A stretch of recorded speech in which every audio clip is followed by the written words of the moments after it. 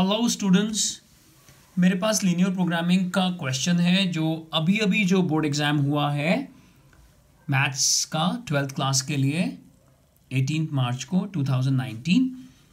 उसमें set 2 Delhi reason का set 2 है, मेरे 6 मार्कर है ये question.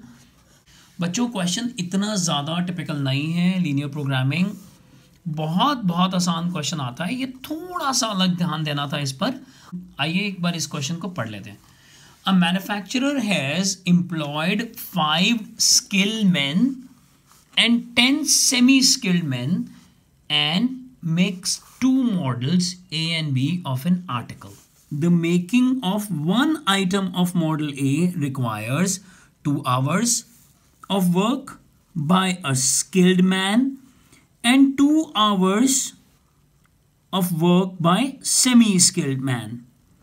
One item of model B requires 1 hour by skilled man and 3 hours by semi-skilled.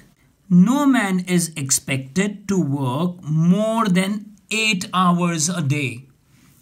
The manufacturer's profit on an item of model A is ₹15 and on an item of model B is ₹10. How many of items of each model should be made in order to maximize daily profit?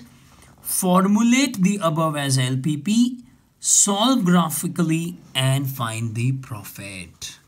देखिए, linear programming के अंदर अब मैं इसको general Hindi में भी explain कर देता हूँ जनरल से कि 5 स्किल्ड वर्कर्स हैं जिनमें ज़्यादा पावर है, जिनके ज़्यादा नॉलेज है, लॉजिकली स्ट्रॉन्ग है, उनको वर्क एक्सपीरियंस अच्छा है, और 10 सेमी स्किल्ड हैं।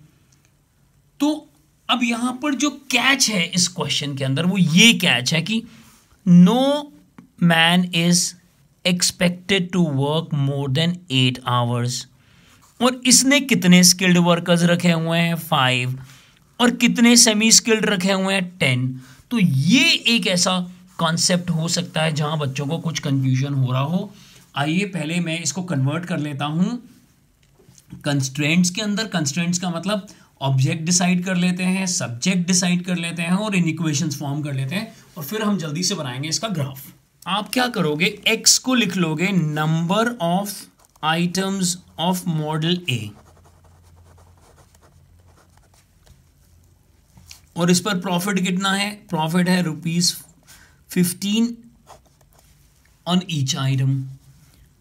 y क्या है? Number of items of model B, इस पे प्रॉफिट कितना बना रहा है? ₹10 ऑन ईच। आइए हम जल्दी से बनाते हैं अब ऑब्जेक्टिव और सब्जेक्टिव फंक्शन। हमारा जो ऑब्जेक्ट है यानी हमारा जो टारगेट है वो है मैक्सिमाइज करना। तो मैक्सिमम प्रॉफिट मैक्सिमाइजेशन क्या होगा? 15x + 10y। अब किस पर बेस्ड है ये? यानी सब्जेक्टिव फंक्शंस। सब्जेक्ट टू आपको खुद मालूम है कि जो स्किल्ड वर्कर्स हैं वो मॉडल ए में कितना टाइम दे रहे हैं? 2 आवर्स का, और बी के लिए कितना टाइम दे रहे हैं? 1 आवर। तो 2x + y <= 40। अब ये 40 कैसे आया होगा? ये क्योंकि 5 उस पर्सन ने, मैन्युफैक्चरर ने 5 लोगों को हायर करा है और 8 घंटे मैक्सिमम काम करा जा सकता है, तो इस वजह से आ गया। दूसरा कंस्ट्रेंट क्या है कि सेमी स्किल्ड वर्कर जो हैं वो 2 घंटे का टाइम देते हैं मॉडल ए को और 3 घंटे का टाइम देते हैं मॉडल बी को, और यहाँ 80 हो जाएगा बेटा जी, क्योंकि ये हो गया 10 × 8। और साथ में हमें लिखना पड़ेगा x, y > 0, क्योंकि या तो प्रोडक्ट बनेगा या नहीं बनेगा, तो इसलिए ये नॉन नेगेटिव कंस्ट्रेंट्स भी लगाने पड़ेंगे। अब आप इसे बहुत इजीली सॉल्व कर लोगे।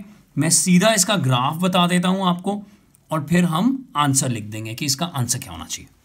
तो यहाँ पे मैं आपको ग्राफ शो कर देता हूँ। सबसे पहले हमने इक्वेशंस ली होंगी और इंटरसेप्ट्स बनाते हुए और शेडिंग कर ऐसा कुछ आया होगा, तो इस तरह का ग्राफ होना चाहिए। और मेरे पास जो फीजिबल रीजन आ रहा है, एक बाउंडेड रीजन आ रहा है OABC, और जब मैं OABC की वैल्यूज निकाल रहा हूँ तो वो जो एंड पॉइंट्स आ रहे हैं, A की वैल्यू आ रही है 20,0, B की वैल्यू आ रही है 10,20 और C की वैल्यू आ रही है 0,80/3।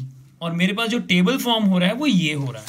इस तरह से हमारे पास टेबल फॉर्म हो रहा है कि जब हम 0 0 पुट कर रहे हैं तो ऑब्वियसली 0 आएगा, 20,0 पुट कर रहे हैं तो 300 आएगा, 10,20 पुट कर रहे हैं तो 350 आएगा और 0,80/3 पुट करने पर 266.7 आएगा। The maximum profit will be ₹350। तो इस क्वेश्चन का आंसर हुआ ₹350 when 10 items of model A and 20 items of model B are produced। और हम ये मानते हैं कि जो हमने प्रोड्यूस करा है वो हम सेल भी कर पाएंगे। Keep working hard and do good. और दोस्तों अपने प्यारे चैनल AVT को सब्सक्राइब और सपोर्ट करना मत भूलिएगा। Thank you very much.